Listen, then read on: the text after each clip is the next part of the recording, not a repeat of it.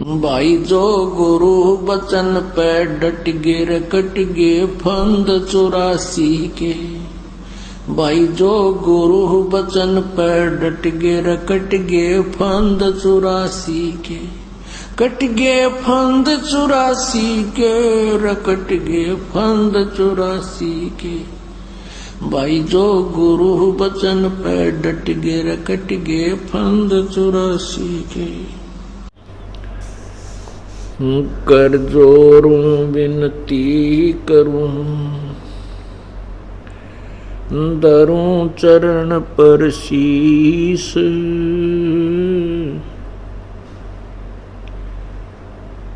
गुरु राम देवानंद जी महाराज ने दियो नाम बख्शीश। कोटि कोटि सिजदा करूं कोटि कोटि प्रणाम। चरण कमल में राखियो मैं बंदी जाम गुलाम। जय इब कै सतगुरु मिले सब दुख आँखों रोए। चरणों ऊपर शीस रखूं कहूं जो कहनी होए। कबीर गुरु जी मिलेंगे पूछेंगे कुशलात। आद अंत की सब कहूं अपने दिल की बात।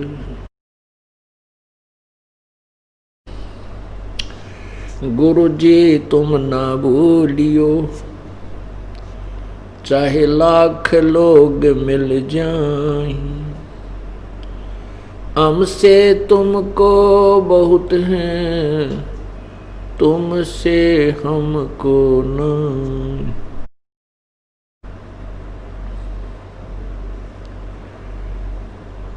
तुम्हारे विसारे क्या बने मैं किसकी शरण में जाऊं। शिव विरंच मुनि नारदा तिनके हृदय न सुना। बंदी छोड़ दयाल जी तुम तक हमारी दौड़े। जैसे कागज जहाज का सूजत और न ठोरी। सतगुरु के दरबार में मेरी थर थर कांपे दे। ना जानो किसी बात पर हमरा टूट न जावे ने। कुत्ता तेरे दरबार का मोतिया मेरा नाम। गले प्रेम की रस्सी जा खींचो ता जाऊं। तो करो तो बावड़ू दूर दूर करो तो जाऊं। जो राखो तो ही रहूं जो देवो सो खाऊं। अब गुण किए तो बहुत किए करत न मानी हार। बावे बंदा बख्श दियो बावे गर्दन उतार। अब गुण मेरे बाप जी बख्शो गरीब नवाज। जो मैं पूत कपूत हूँ बोर पिता को लाज। राम नाम रटते रहो जब तक घट में प्राण, कब हो तो दीन दयाल के, बनक पड़ेगी कान।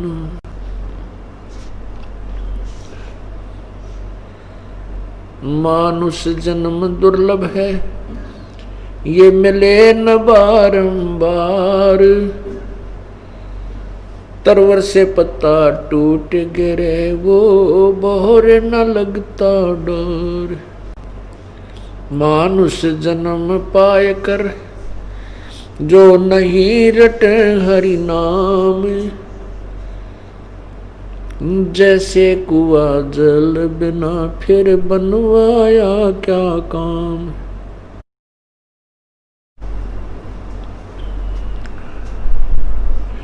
राम रटत कोड़ी भलो, चू चू पड़े जो चाम।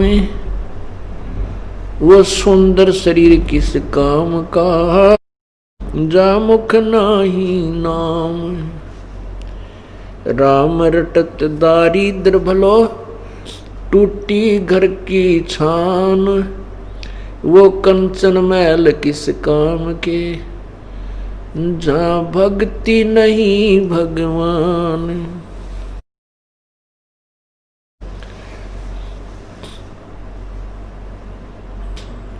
वो पृथ्वीपति चकवे गए, जिनके चक्र चलंत। रावण सरीखे कौन गिने, ऐसे गए अनंत।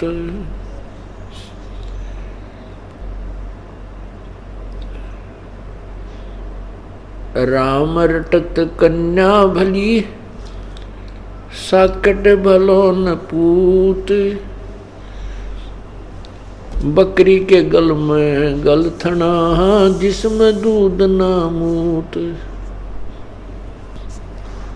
परमपिता परमात्मा, सारी सृष्टि के रचनार, कुल मालिक कबीर परमेश्वर,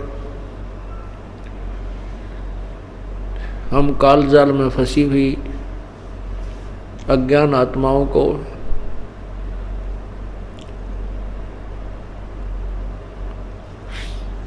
हम कहाँ से आए थे, यहाँ किस कारण से फंसे, यहाँ क्यों कष्ट उठा रहे हैं, ये सब जानकारी देने के लिए स्वयं आते हैं। फिर वो अपना एक तत्व ज्ञान यहाँ छोड़ जाते हैं और फिर अपने संदेशवाहक, अपने दासों को भेजकर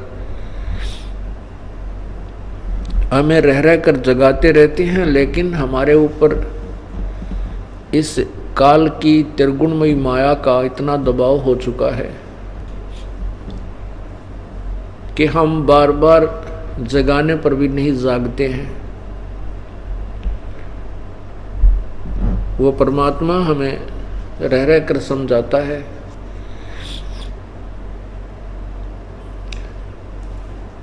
रह रह कर आते हैं और हमें अपना यथार्थ ज्ञान कराते हैं। हम यहाँ क्यों कष्ट उठा रहे हैं, हम कहाँ से आए थे, हमारा उद्देश्य क्या है यहाँ पर।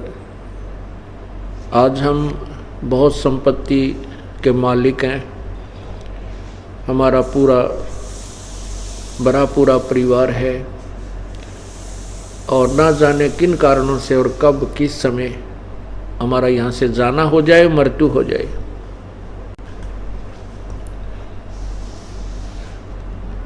फिर हम क्या करते हैं, कहाँ जाते हैं, क्या वो परिवार अपना था, क्या वह संपत्ति अपनी थी, हम इन बातों पर कभी विचार नहीं करते। ये विचार भी परमेश्वर आकर ही कराते हैं कि तुम किस गफलत में सोए पड़े हो, तुमने करना क्या था, तुम कर क्या रहे हो। मानुष जन्म पाके जो नहीं रटे हरि नाम, जैसे कुआं जल बिना फिर बनवाया किस काम।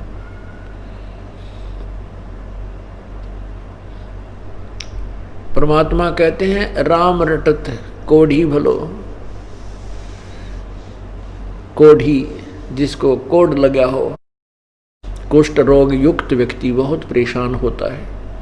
और कहते हैं उसका चू चू पड़े जो चाम, उसका कट कट के चाम पड़ रहा है, गिर रहा है। यदि वो भी परमात्मा की भक्ति कर रहा है तो उस व्यक्ति से वो अच्छा है जो सुंदर शरीर युक्त है, स्वस्थ शरीर है और परमात्मा याद नहीं करता है। राम रटत कोढ़ी भलो, चू चू पड़े जो चाम, और ये सुंदर देह किस काम की, जिस मुख नाही नाम। इस मानव शरीर का वास्तविक जो कार्य है वो परमात्मा की भक्ति, परमात्मा प्राप्ति, आत्म कल्याण करवाना ही है। बाकी जो कर्म हम करते हैं इस भगवान की भक्ति के अतिरिक्त, बाकी तो चींटी से लेकर हाथी तक यही काम करता है। उसमें भी वो भी संतान उत्पत्ति करते हैं, ऐसे बच्चों में उनकी ममता होती है, सारा दिन पेट के लिए ही इधर उधर भटकते रहते हैं, नथिंग एल्स, और कोई इसके अतिरिक्त कोई काम नहीं। यदि हम मानुष जन्म पाकर भी यही कर्म करें तो फिर इस मनुष्य जन्म की आवश्यकता ही क्या थी, भगवान ने एक योनि और बना देता। हम इस मनुष्य जीवन के मूल उद्देश्य को भूलकर वही अन्य प्राणियों वाले कर्म ही कर कर अपना जीवन नष्ट कर जाते हैं। इसका कारण यह है कि हमें यथार्थ ज्ञान नहीं मिलता। वैसे तो प्रचारक, उपदेशक, संत की पदवी अपने संत नाम धर के सतगुरु कहलाते हैं। ये बहुत प्रचार भी करते रहते हैं, गांव गांव में ढोलकी पीटते रहते हैं, और भी बड़े बड़े आश्रम बना करके विशेष बनाए बैठे हैं करोड़ों और लाखों की संख्या में, लेकिन उनके पास ना तत्व ज्ञान है, ना उनकी शब्द में शक्ति है, और न ही वो जीव उद्धार कर सकते, न ही वो समाज सुधार कर सकते। जीव उद्धार, आत्म कल्याण और समाज सुधार भी परम संत की ही कृपा से, परमात्मा की रजा से उसके अंदर शब्द शक्ति होती है, तभी संसार बुराई भी त्याग सकता है, त्यागेगा, और आत्म कल्याण भी उसी विधि से होगा। ये ऐसा ही यही कारण रहा है कि पूरे गांव के गांव, देश का देश बिगड़ गया, कोई भक्ति नहीं चाहता, केवल पेट भरने के धंधे में अपना सारा दिन खो देते हैं और उसी को अपना परम कर्तव्य मान बैठे हैं। क्योंकि हमारे साथ ये बीती हुई कहानी है, अब याद आती है, भगवान ये कैसे बिजली गिरी। हम जिस गांव में दास का जन्म था, जिस परिवार में कहीं रिश्तेदारी में जाते थे, कोई भी राम नाम की चर्चा करने वाला हमने नहीं मिला। अच्छे आदमी थे, भगवान से वैसे बुराइयों से डरने वाले थे, बचे हुए थे, अपना वो इतना ही जानते थे कि अपना कर्म करे, किसी का कोई दुख ना दे, किसी को चोरी ठगी नहीं करे, इतना तो वो बस मानते थे, लेकिन परमात्मा के आसपास नहीं थे। और यदि प्रभु की रजा ना होती तो हम भी उसी टोल में रल गए थे, हम भी उसी में चल रहे थे, उस वही सारी की सारी वही पकड़ जाते, सारी लाइन। ये परमात्मा ने रजा बख्शी, हमारा वो नशा उतार दिया जो माया का हो गया था। अज्ञानता का अंधेरे में हम वो माया की नींद में सोए पड़े थे।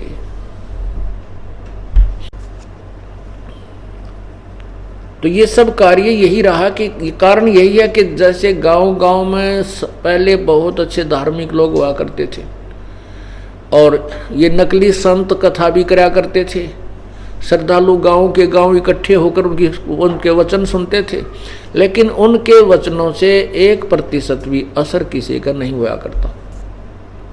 क्यों नहीं होता था? क्योंकि उनसे न तो कोई संसारिक सुख होता था उन संतों के द्वारा, और न ही उनके शब्द में शक्ति थी, वो कोई विकार भी नहीं छोड़ सकते थे। इसलिए कुछ दिनों के बाद ये नास्तिक होते चले गए। परमात्मा उनके द्वारा बताई गई विधि से कोई लाभ जनता को नहीं हुआ, श्रोताओं को नहीं हुआ, जिस कारण से उन्होंने परमात्मा को भजना ही त्याग दिया कि कुछ नहीं रखा, सब कुछ साधनाएं कर ली, हमें कोई लाभ हो नहीं रहा। इसलिए ये नास्तिक बन गए, नास्तिक भगवान से दूर हो गए, बीड़ी शराब मांस तम्बाकू पीने लगे, चोरी ठगी करने लगे, और चोरी ठगी करके हम धनवान बनने की चेष्टा करने लगे। जबकि परमात्मा की साधना से, भगवान की भक्ति से, विधिवत साधना से हम धनी भी हो सकते हैं, हमारे कष्ट भी दूर हो सकते। वो विधि, वो कनेक्शन, उस पावर का हमें नहीं मिला, जिस कारण से हम भगवान को भूलने लगे। फिर परमात्मा आते हैं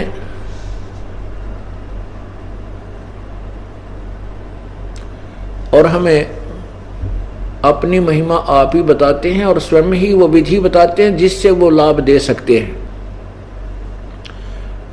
और फिर कभी अपने दास को भेज देते हैं। उस समय एक नए सिरे से समाज प्रारंभ होता है, नए सिरे से भक्ति प्रारंभ होती है, और जिस कारण से फिर पूरे समाज में शांति, बुराइयां दूर हो जाती हैं, शांति हो जाती है और जीव का कल्याण होता है। परमात्मा की महिमा अपनी वाणी में गरीबदास जी महाराज बताते हैं। रमता राम जपो रे प्राणी, अब तो सुन ले राम कहानी। उस पर राम माने परमात्मा। हम अपनी अज्ञानता के कारण जो भी राम शब्द हम सुनते थे तो हमने के मान रखा था कि श्री रामचंद्र पुत्र श्री दशरथ राजा अयोध्या। हम राम शब्द से श्री रामचंद्र जी को ही भगवान रूप में मान लेते थे। राम का अर्थ आपको हमने कई बार समझाया है और फिर बताते हैं। राम का अर्थ होता है स्वामी, मालिक, अल्लाह, खुदा, गॉड, रब। तो जो भी जितना स्वामी है, जितना प्रभु है, जितना मालिक है, वो उतना राम अवश्य है। जैसे एक ब्रह्मांड में एक विभाग के राम, ब्रह्मा, विष्णु, महेश, एक एक विभाग के, और 21 ब्रह्मांड में ये ज्योति निरंजन राम, भगवान कहो, राम कहो, ब्रह्म कहो, ईश कहो, प्रभु कहो, स्वामी कहो।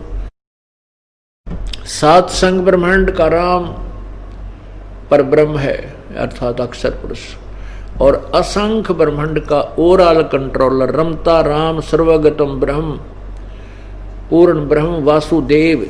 वासुदेव कहो, रमता राम कहो। वासुदेव का अर्थ होता सबके ऊपर जिसकी प्रभुता है, जो सब जगह व्यापक है, जिसकी सत्ता, उसको वासुदेव, रमता राम कहा जाता है।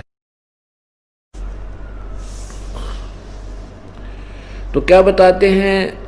रमता राम जपो रे प्राणी, अब तो सुन ले राम कहानी। उस परमात्मा की कहानी कथा अब तो सुन मेरे तय तुम्हें बताते हैं। वो रमता राम जपो रे प्राणी, अर्थात हम अन्य भगवानों की पूजाएं किया करते थे। उन पूजाओं से प्रथम तो वो पूजा बताने वाले गुरुजी पूर्ण नहीं थे, जो उन भगवानों का भी लाभ हमें नहीं दिला सके, क्योंकि अधिकारी के बिना कोई भी कार्य, कोई भी अनुष्ठान सफल नहीं होता। अब गांव गांव में, शहर शहर में, घर घर में गुरु बन गए और वो अपनी साधनाएं बताते रहे, उनसे कोई किसी को लाभ हुआ नहीं।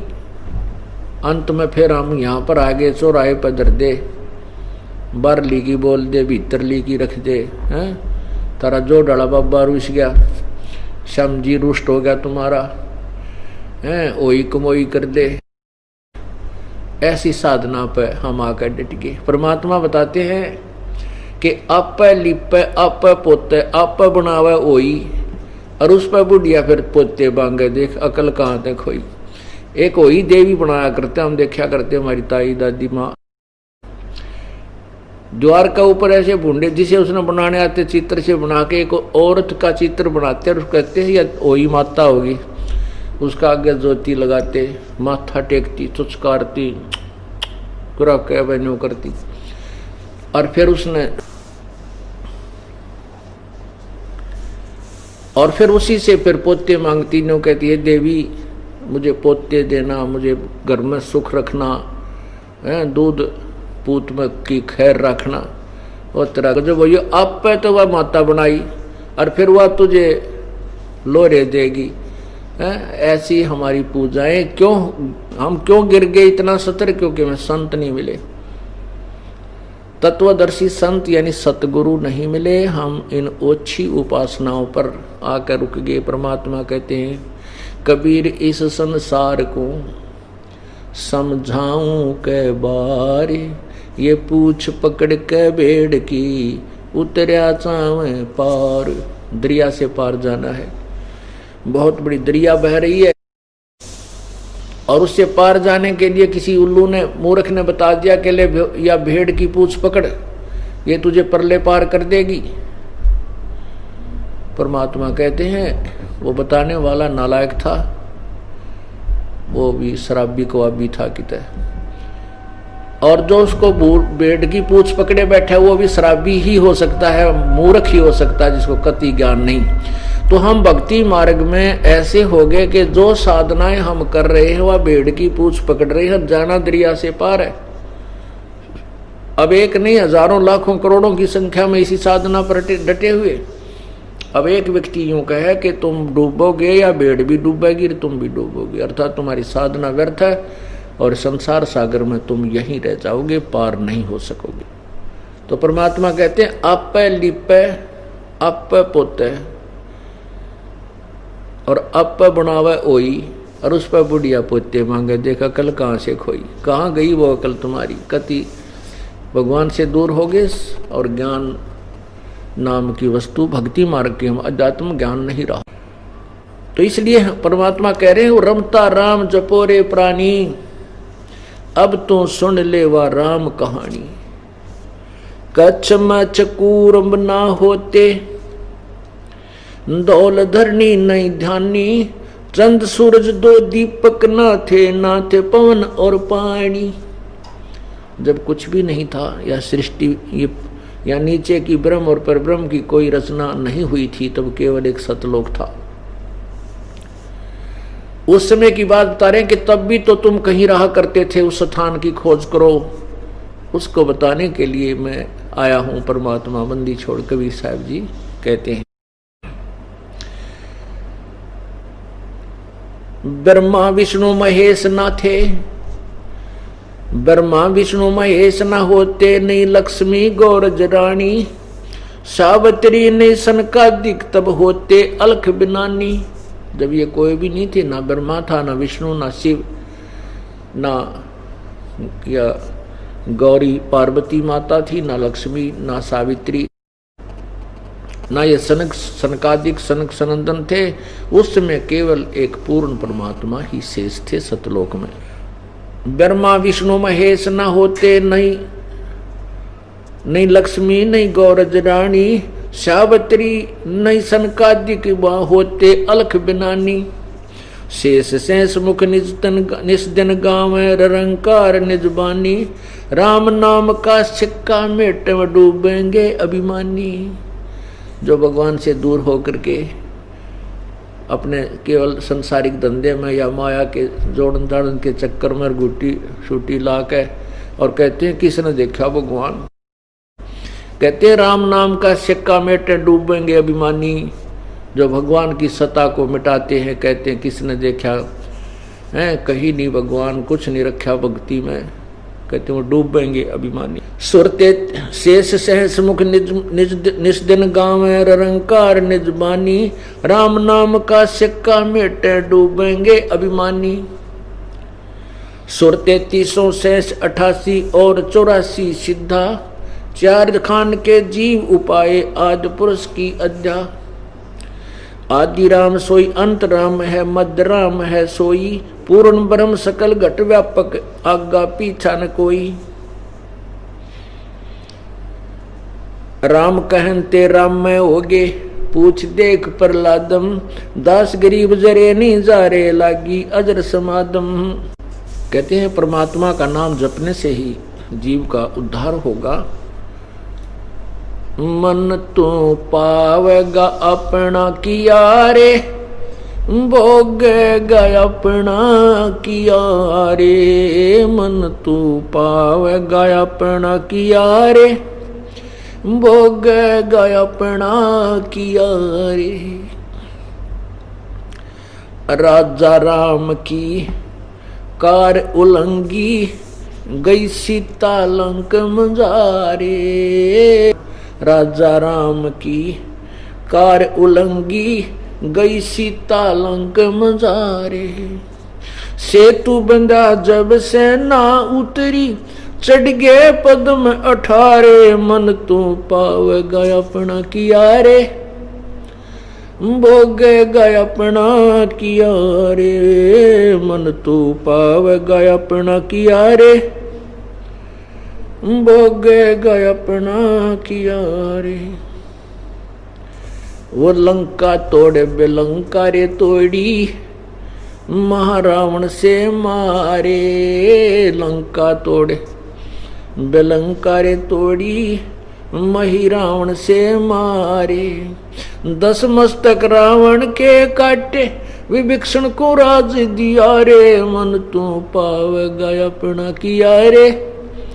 भोगेगा अपना किया रे मन तू पावेगा अपना किया रे। भोगेगा अपना किया रे। प्रहलाद पैज परवान करी है धर नरसिंह अवतारे। प्रहलाद पैज परवान करी है धर नरसिंह अवतारे। दीन दयाल दया कर उतरे हिरणा कुशी उदर विदारे। मन तू पावेगा अपना किया रे। भोगेगा अपना किया रे मन तू पावेगा अपना किया रे। भोगेगा अपना किया रे। हा हा हो बंदे होते तोलत हैं बलवारे। हा हा हो बंदे होते तोलत हैं बलवारे। गज और गरा बने भवसागर 10 से अधिकारे। मन तू पावेगा अपना किया रे। भोगेगा अपना किया रे मन तू पावेगा अपना किया रे। भोगेगा अपना किया रे। भाई श्वास घटो बल हीन भयो जद खेच लियो मजदारे। श्वास घटो बलहीन भयो जद खेच लियो मजदारे। अर्ध नाम रसना से टेरा सुमृत है रंकारे। मन तू पावेगा अपना किया रे। भोगेगा अपना किया रे मन तू पावेगा अपना किया रे। भोगेगा अपना किया रे। भाई नारद मुनि तेरे काली योगी जिन मन गर्भ किया रे। नारद मुनि तेरे काली योगी जिन मन गर्भ किया रे। पल में पूत बहतर जाए व रोवत कैसे उपारे। मन तू पावेगा अपना किया रे। भोगेगा अपना किया रे मन तू पावेगा अपना किया रे। भोगेगा अपना किया रे। भाई कृष्ण गुरु दुर्वासा होते 56 कोट सिंगारे। कृष्ण गुरु दुर्वासा होते 56 कोट सहारे। अम्बरीश कह चले अपूठे व दुर्वासा से हारे। मन तू पावेगा अपना किया रे। भोगेगा अपना किया रे मन तू पावेगा अपना किया रे। भोगेगा अपना किया रे।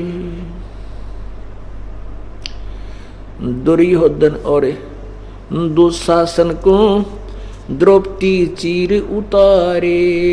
दुर्योधन और दुशासन को द्रौपदी चीर उतारे। अंधे को पीन दई थी वो बढ़ गए अंत अपारे। मन तू पावेगा अपना किया रे। भोगेगा अपना किया रे मन तू पावेगा अपना किया रे। भोगेगा अपना किया रे। भीष्म पिता और द्रोणाचार्य वो कर्ण से बाणों मारे। भीष्म पिता और द्रोणाचार्य कर्ण से बाणों मारे। महाभारत में टटीरी के राखे वो घंटा टूट पड़ा रे, मन तू पाव गया अपना किया रे। भोगे गया अपना किया रे, मन तू पाव गया अपना किया रे। भोगे गया अपना किया रे। भाई 33 कोटि यज्ञ में आए 788 सारे। 33 कोटि यज्ञ में आए वह 788 सारे। 12 कोटि वेद के वक्ता सुपच का शंख बुझारे, मन तू पाव गया अपना किया रे। भोगे गया अपना किया रे, मन तू पाव गया अपना किया रे।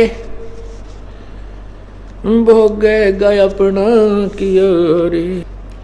भाई चमरा कनक जनेऊ काढ़ा विप्र पंडित सब हारे। चमरा कनक जनेऊ काढ़ा विप्र पंडित सब हारे। जुल्हाए के घर बालद आई वो के सो से बन जा रे, मन तू पाव गया अपना किया रे। भोगे गया अपना किया रे, मन तू पाव गया अपना किया रे। भोगे गया अपना किया रे। मीराबाई को मारन लागे जहर का प्याला प्यारे। मीराबाई को मारन लागे जहर का प्याला प्यारे। पीवत ही अमृत हो लग गया, हो गया सर्द हिया रे, मन तू पाव गया अपना किया रे। भोगे गया अपना किया रे, मन तू पाव गया अपना किया रे। भोगे गया अपना किया रे। भाई कंस कैसी चानोर खपामण जीतन मल अखारे। कंस केसी चानोर खपामण जीतन मल अखारे। कृष्ण को तो जस दिया ये कबीर जी साकार सारे, मन तू पाव गया अपना किया रे। भोगे गया अपना किया रे, मन तू पाव गया अपना किया रे। भोगे गया अपना किया रे। भाई शंखों कृष्ण करे खवासी धन तू सृजन हारे। ये शंखों कृष्ण करे खवासी धन तू सृजन हारे। दास गरीब करे को सरवर ऐसा शीस हमारे, मन तू पाव गया अपना किया रे। भोगे गया अपना किया रे, मन तू पाव गया अपना किया रे। वो चीनो अधर अधारे, मन तू पाव गया अपना किया रे। वो चीनो अधर अधारे।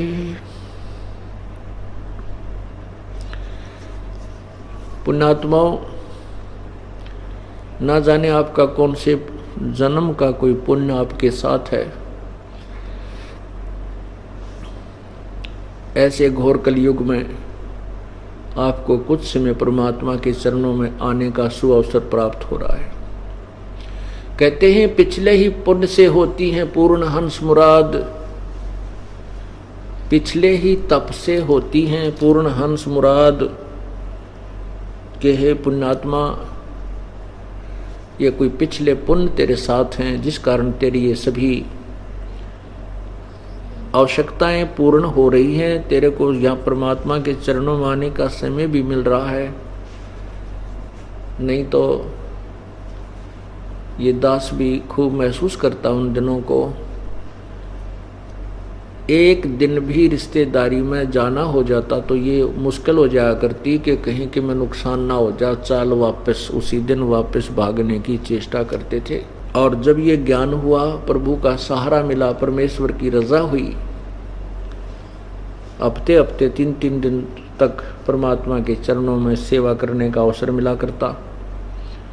गुरुजी के पास पंजाब में जाता था और वो ये काम पहले से भी अच्छा चला करता था, क्योंकि हम जैसे बिजली है, इलेक्ट्रिसिटी, इसकी पावर से हम आटा पीसते हैं। पहले हाथ से बहन बेटियां माता हाथ से आटा पीसा करती, पसीना में पसीना, और 2 किलो 3 किलो 2 घंटे मुश्किल से पीसा जाता था। और अब वही काम इलेक्ट्रिसिटी वो पावर कर देती है, उस पावर का कनेक्शन मिल गया हमारे को, और 1 घंटे में हुआ, एक बटन, एक स्विच ऑन करना पड़ता है, बस सारा काम ठीक हो जाता है। इतनी आसानी से वो काम हो जाता है। इसी प्रकार हम जब परमात्मा की पावर से कनेक्टेड हो जाएंगे, हमारा जो परिवार है परमात्मा की पावर से संबंधित हो जाएगा, उसका कनेक्शन हो जाएगा, फिर वो पावर तो बहुत प्रबल है। परमात्मा तो अनहोनी कर सकता, जो हम नहीं कर सकते, मानव नहीं कर सकता, उसको भगवान किया करता है। इसलिए उस पावर की हम तलाश किया करते थे। अब उस पावर, जैसे अब इस विद्युत का अनुसंधान हो गया, और इससे ये पहले भी थी, नेगेटिव पॉजिटिव कैसे बनानी, ये पहले भी थी, लेकिन बनाने वाला नहीं था। अब बनाने वाले ने ये एक डिस्कवरी कर दी, खोज कर दी, अब जनसाधारण को लाभ हो गया। इसी प्रकार परमात्मा की पावर से लाभ, तो परमात्मा की पावर तो पहले भी थी, लेकिन ये कनेक्शन कैसे हमें लाभ मिलता है, क्या क्या मटेरियल इसमें चाहिए, वो ज्ञान नहीं था। वो इब्दास ने ढूंढ लिया इन सदग्रंथों में, जो भगवान ने पहले ही हमें दे रखा था। ये सब विधि भी थी हमारे सदग्रंथों में, और जिन्होंने कनेक्शन मिला था, जिनकी पावर प्राप्त हुई थी, भगवान की शक्ति जिनके पास थी, उन्होंने, उनके पिछले इतिहास बताते हैं कि उनके घरों में कि क्या क्या सुख हुआ करते थे।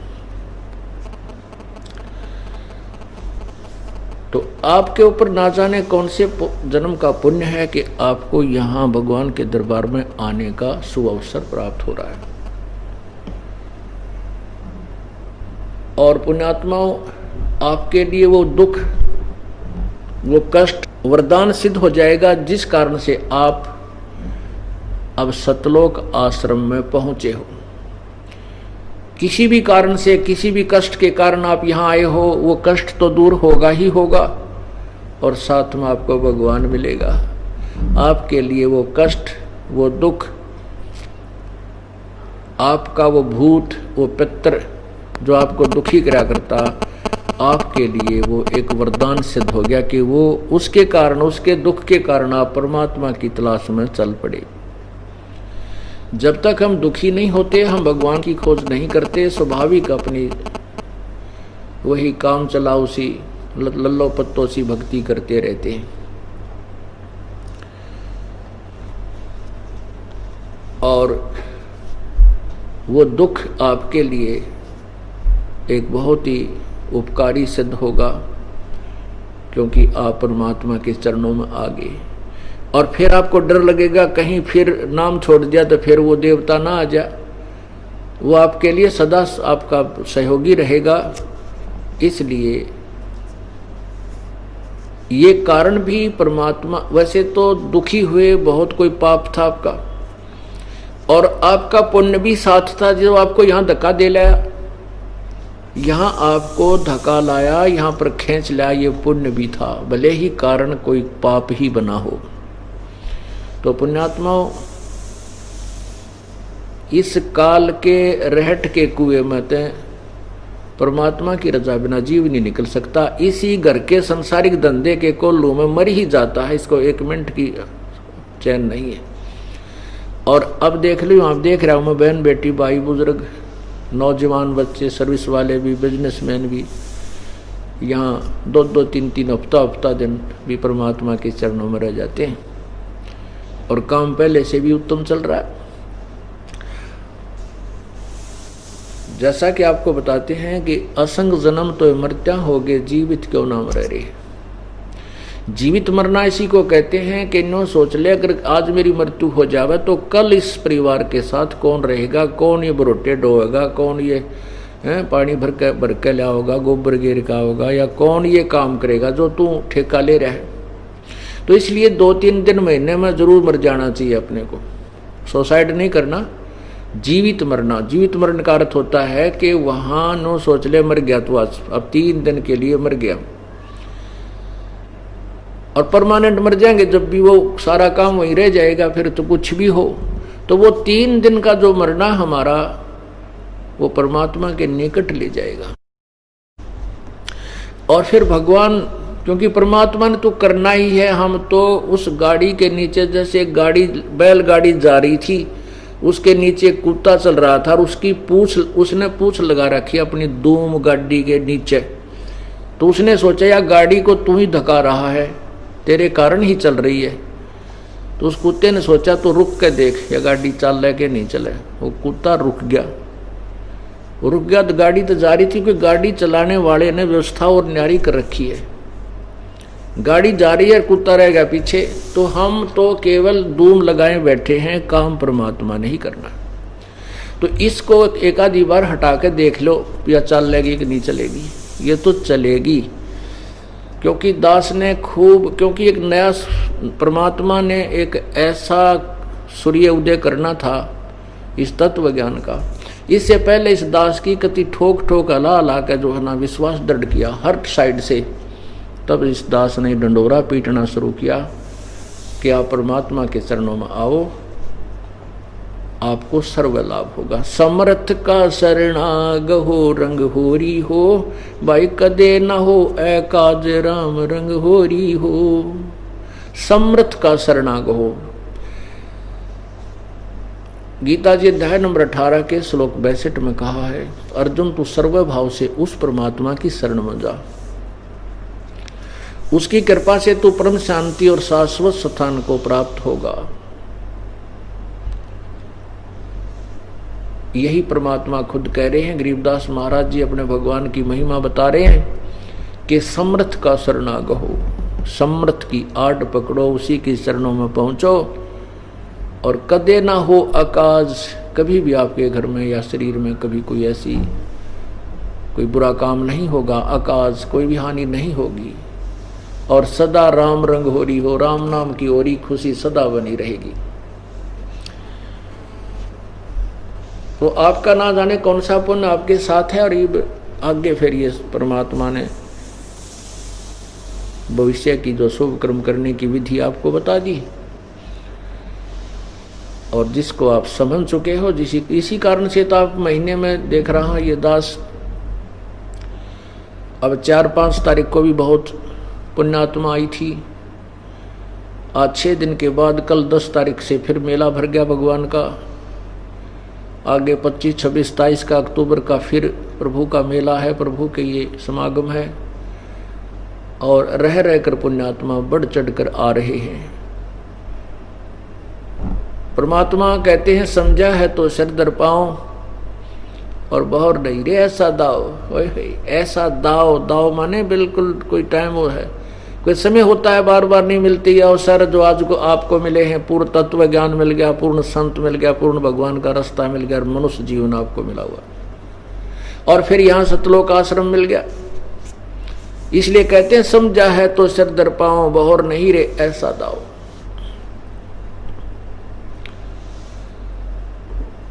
अब क्या बताना चाहते, मन तू पावेगा अपना किया रे, भोगेगा अपना किया रे। अब जैसे ये तो यहाँ का एक अटल नियम है कि जैसे कर्म करेगा प्राणी वैसे फल परमात्मा देवेगा। तो हम कर्म तो एक भी अच्छा नहीं कर पा रहे थे, सारे ही वही संसारिक धंधे पेट भरने का काम किया करते थे, उसी कार्य में हम जीवन व्यर्थ कर रहे थे, शुभ कर्म नहीं कर पाते थे। और जो हम शुभ मान कर रहे थे, कोई पूजा करते थे, तो वो शास्त्र विरुद्ध साधना होने से व्यर्थ थी। वो पुण्य तो एक भी नहीं बने था, पाप ही पाप इकट्ठे हो रहे थे। पवित्र गीता श्रीमद् भगवत गीता जी अध्याय नंबर 16 श्लोक 23 में कहा कि अर्जुन, शास्त्र विधि को त्याग कर जो मनमाना आचरण अर्थात पूजा करते हैं उनको न तो कोई सुख होता है, न उनको कोई कार्य सिद्ध होता है, न उनकी गति होती है, न उनको कोई सिद्धि प्राप्त होती है, अर्थात व्यर्थ है। तो जो हम पूजा करते थे वो तो शास्त्र विरुद्ध करते थे, और जो हम पुण्य कोई करेगी, क्योंकि उसी से को पुण्य मान कर रहे थे, वो तो पुण्य के स्थान पर पाप था, क्योंकि हम संविधान तोड़ रखा था भगवान का, और बाकी हम पाप ही पाप इकट्ठा कर रहे थे। तो फिर हम पावेंगे क्या? हम पाप ही पावेंगे। हम पाप ही प्राप्त करते, दुख ही दुख प्राप्त करते, सुख नहीं प्राप्त कर सकते थे। तो हमने जैसे इस संसार में, इस काल के लोक में ऐसी व्यवस्था है जैसे एक खेत है, जमीन है, उस जमीन में अगर हम कोई संवार नहीं, उसको छेड़े नहीं, उस एकड़ को, 1 एकड़ जमीन वैसे पड़ी है तो उसमें ना जाने कितना कुबाड़ उग जाएगा, बहुत ज्यादा कितना घास फूस कांटेदार झाड़ी वो भर जाएगी तगड़ी। वो तो बिना किसी प्रयत्न के होगी, ना कोई पैसा लगाना पड़ा, ना कोई उसमें सिंचाई करनी पड़ी, ना खाद डालना पड़ा। और उसी एकड़ में, उसी किले में, उसी जमीन में यदि हम अपने खाने के लिए कनक, गेहूं, बाजरा, ज्वार, धान उपजाने का प्रयत्न करेंगे तो उसके लिए बहुत मेहनत करना पड़ेगा। खेत को संवारना पड़ेगा हल से या ट्रैक्टर से 2 व 4 व, जब तक वो बीज बोने के योग्य नहीं होती उसको बार बार गुड़ाई की जाती है। और फिर बीज बोना, वो भी पैसे लगे बीज में, और बीज बीजने के बाद फिर खाद और पानी, फिर उसकी रखवाल, फिर उसको काटना, निकालने के लिए पैसे लगे, और फिर तब कहीं जाकर के वो हमें अन्न प्राप्त होता है जिससे हमारा निर्वाह होता है। और उसके विपरीत यदि हम कोई, इसी प्रकार हमारा शरीर समझो मानव शरीर है, इसमें पुण्य कमाने के लिए, पुण्य बनाने के लिए, शुभ कर्म करने के लिए हमें समय भी छोड़ना पड़ेगा, समय भी देना पड़ेगा। हमने परमात्मा पाने के लिए, शुभ कर्म करने के लिए 2 पैसे पुण्य पर भी लगाने पड़ेंगे, अपना समय भी लगाना पड़ेगा, तब जाकर के हमारे पुण्य शुरू होंगे, प्रारंभ होंगे, तब हमें कोई पुण्य मिलेंगे। और इसके अतिरिक्त पाप तो अपने आप ही हो जाते हैं। कहते हैं पृथ्वी ऊपर पग जो धारे, करोड़ जीव एक दिन में मारे। जैसे हम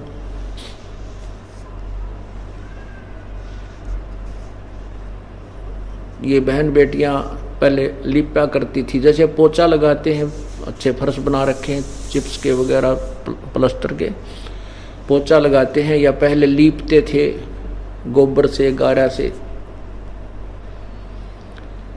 खाना बनाते हैं, उसमें लकड़ियों में जीव जलते हैं, धुएं से अंधे होकर गिरकर मर जाते हैं।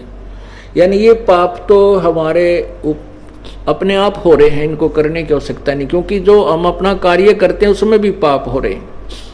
और जब तक हम पूर्ण परमात्मा की भक्ति विधिवत नहीं करते तो हमें दोनों ही, पुण्य और पाप दोनों ही भोगने पड़ते हैं। इसलिए कह रहे हैं मन तू पावेगा अपना किया रे, और भोगेगा अपना किया रे।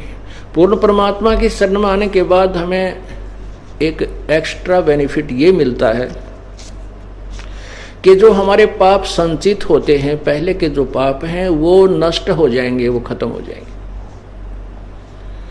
और हमारे पुण्य शेष रह जाएंगे। और जो पुण्य करने की विधि वो अकॉर्डिंग टू द शास्त्र है, वो शास्त्र के अनुसार है, उससे पुण्य हो ही रहे हैं। और पहले जो हमारे पाप थे वो उस परमात्मा के उस नाम से नष्ट हो जाएंगे। जब ही सतनाम हृदय धरो, भयो पाप को नासे, मानो चिन्हगी अग्नि की ही पड़ी पुराने गासे। यही आपने देखा होगा, आपने सुना कि गीता यजुर्वेद अध्याय नंबर 8 के श्लोक नंबर 13 में स्पष्ट किया है कि पूर्ण परमात्मा अपने भक्त के, चाहे वो सत साधना कोई साधु संत करे, चाहे कोई अच्छी आत्मा करे, देव कर्तस्य, देव होते हैं हंस आत्माएं, जो पुण्य आत्मा है बीड़ी शराब मांस तम्बाकू नहीं पीती, चाहे तो वो करें परमात्मा की भक्ति, और चाहे जनसाधारण करे, और चाहे कोई पिता करे चाहे पूत करे, कोई भी करे, उस सभी के पाप को परमात्मा उस साधक के पाप को नाश कर देता है। और अभी तक हमने जितने भी इन संतों के ऋषियों के विचार सुने और पढ़े थे, वो ये कहा करते थे, भाई किया हुआ कर्म तो भोगना ही पड़ेगा। अर्थात जैसा आपने जो प्रारब्ध है वो तो भोगना ही पड़ेगा आपके, वो उसमें कोई परिवर्तन नहीं हो सकता। साधना से कोई लाभ नहीं होगा, आपका जो दुख है वो दुख आएगा, सुख है वो सुख भी आपको भोगना पड़ेगा। इससे हम बेशक भक्ति करते रहते थे, लेकिन कोई कष्ट का सामना करना पड़ता था, वो पूरा ही हमारे ऊपर कहर टूट जाता था। तो हम ये सोचकर पड़े रहते थे कि ये तो भाई भगवान का नियम है, जैसे कर्म करेगा वो तो भोगने ही पड़ेंगे। जैसे कर्म तब तक है जब तक हम पूर्ण परमात्मा की शरण विधिवत नहीं ग्रहण करते, और जब हम पूर्ण परमात्मा की शरण में आ जाएंगे तो उसके बाद क्या होगा? सतगुरु शरण में आने से आई टले बला, जय मस्तिष्क सूली हो वो काटे में टल जावे। जैसे हमें फांसी टूटना हो, सूली टूटना हो, सजाए मौत हो, तो कहते हैं वो कांटा लाग कर टल जाएगी।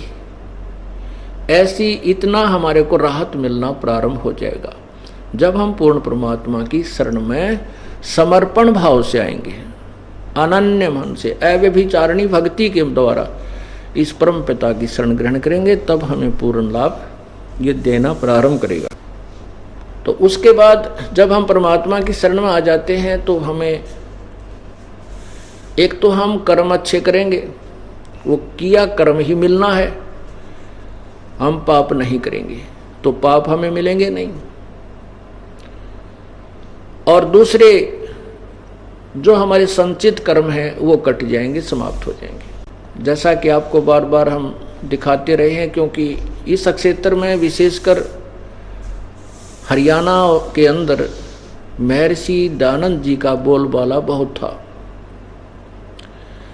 और मैं तो इस चक्कर में हूं कि उसको महर्षि की पदवी मिली कैसे, किस आधार से मिली। कोई भी स्टेटस नहीं उनका जो कि कोई सामाजिक ज्ञान हो या कोई आध्यात्मिक ज्ञान हो, कोई खगोल भूगोल का ज्ञान हो, कोई राजनीति का उसमें ज्ञान हो, कुछ भी तो नहीं था, -0 थे वो। और उनके सुनी सुनाई महिमा से हम भी इतने प्रभावित थे कि वो तो बड़े महापुरुष पढ़े थे, बड़े विद्वान थे। अब उनकी थ्योरी पढ़ी, सत्यार प्रकाश जो उनकी रचना है, जैसे ये दास आपको पुस्तक लिखकर भेज रहा है, समाज में प्रवेश कर रहा है, तो वो मुझे उतना ही ज्ञान है। मेरी मृत्यु के बाद मेरा प्रमाण होगा कि मैं कितना विद्वान था या अविद्वान था, मेरे द्वारा की रची गई वो पुस्तकें ही मेरे अंदर का ज्ञान अर्थात ये दास ही होगा। तो उन्होंने 7वें समोल्लास में लिखा है कि किसी ने पूछा कि परमात्मा की साधना से क्या भगवान पाप अक्षमा कर देगा? स्वामी जी ने कहा नहीं। तो प्रश्नकर्ता ने कहा तो फिर किस लिए, फिर तो उपासना करने की आवश्यकता ही क्या है? स्वामी जी ने उत्तर दिया कि उससे कुछ और लाभ होते हैं। क्या लाभ होते हैं? कहते हैं उपासना से परब्रह्म से मेल और उसका साक्षात्कार होना। ये 7वें अध्याय के 155 पृष्ठ पर ये कह रहे हैं कि परब्रह्म से मेल और उसका साक्षात्कार होना 7वें अध्याय में। और 7वें अध्याय के 151 पृष्ठ पर किसी ने प्रश्न किया कि परमात्मा एक है या अनेक है? स्वामी जी कहते हैं कि एक है। अनेक नहीं है। वेदों में कहीं नहीं लिखा कि अनेक भगवान हो, अनेक ब्रह्म हो। और 154 पृष्ठ पर किसी ने पूछा परमात्मा साकार है या निराकार, तो स्वामी जी कहते हैं निराकार। और 155 पर कहते हैं कि परब्रह्म से मेल और उसका साक्षात्कार होना, अपने 2 सिद्धांत आप पे कैंसिल कर दिए। पुण्यात्माओं, ये नहीं समझना चाहिए कि हम किसी की निंदा करते हैं, नहीं। जैसे एक बार 500 रुपए का नोट नकली किसी ने छाप के जनता में ठगना शुरू कर दिया था, तो सरकार ने दोनों नोट असली और नकली आमने सामने साथ साथ समाचार पत्रों में भी छपवाए और टीवी चैनलों के माध्यम से भी उनकी पहचान जनता को कराई कि ये नकली है, ये असली है। ऐसा हो तो उसको त्याग देना, वो हानि करेगा। तो हमारे जो वास्तविक नोट हैं, असली नोट हैं, वो तो हैं वेद और गीता और सवसम वेद कबीर परमेश्वर की अमृतवाणी, या हमारे सदग्रंथ जो भी हैं, गुरु ग्रंथ साहिब है। और उसके अतिरिक्त किसी व्यक्ति या ऋषि या संत का अपना विधान है और वो वेदों और गीता से नहीं मिलता, वो नकली है, उसको त्याग देना है। गीता जी अध्याय नंबर 16 के श्लोक नंबर 24 में कहा कि कर्तव्य और अकर्तव्य, यानी कौन से कर्म करने चाहिए भक्ति के, कौन से त्यागने चाहिए, उनके लिए शास्त्र ही प्रमाण है। हे अर्जुन, तो शास्त्रों पर ही आधारित रहना, किसी व्यक्ति विशेष के कहने से कोई साधना प्रारंभ मत करना।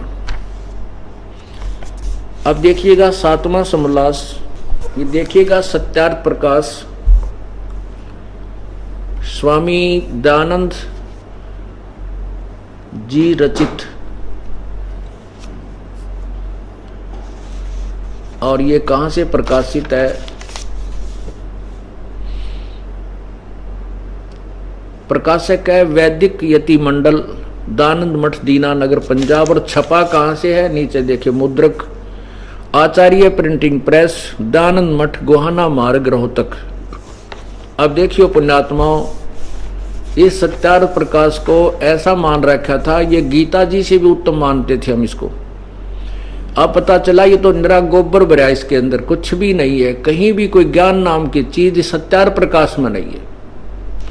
ये देखना 7वां समोल्लास है, ये 151 पृष्ठ है। नीचे आइए, किसी ने प्रश्न किया,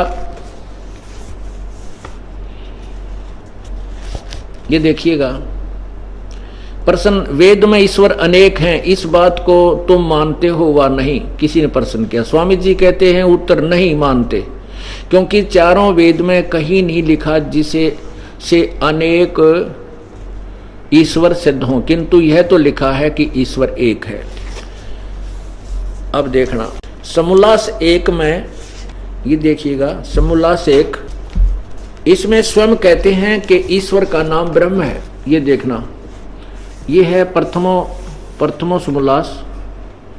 और नीचे आइएगा, यहीं पर प्रश्न नंबर देखना इसका 15 पे, नीचे देखिए, यहां पर यहीं पर ये क्या कहते हैं? सबसे बड़ा होने से, सबसे बड़ा होने से ईश्वर का नाम ब्रह्म है। ये कहते हैं ईश्वर का नाम ब्रह्म है, स्वामी जी कह रहे।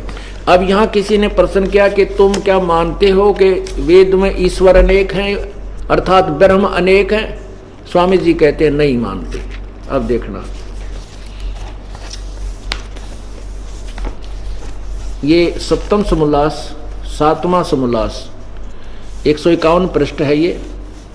नीचे आइएगा,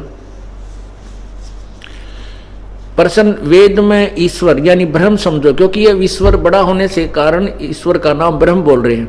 वेद में ईश्वर अनेक हैं, अर्थात ब्रह्म अनेक हैं, इस बात को तुम मानते हो वा नहीं? स्वामी जी कहते हैं कि उत्तर, नहीं मानते, क्योंकि चारों वेदों में कहीं यह नहीं लिखा जिससे अनेक ईश्वर, ईश्वर माने ब्रह्म, क्योंकि ये स्वयं कहते हैं ईश्वर सबसे बड़ा होने से ईश्वर का नाम ब्रह्म है, ईश्वर यानी ब्रह्म सिद्ध हो, किंतु यह तो लिखा है कि ईश्वर एक है, यानी ब्रह्म एक है।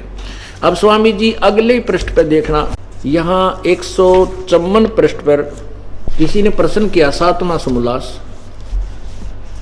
यही 7वां समोल्लास, और ये पृष्ठ 155 154 पर देखिएगा, 154 पर नीचे यहां लिखा है कि किसी ने प्रश्न किया ईश्वर साकार है व निराकार? उत्तर स्वामी जी का निराकार। और 155 पर अपनी दोनों सिद्धांत, दोनों थ्योरी फेल कर दी। ये देखो 155 पे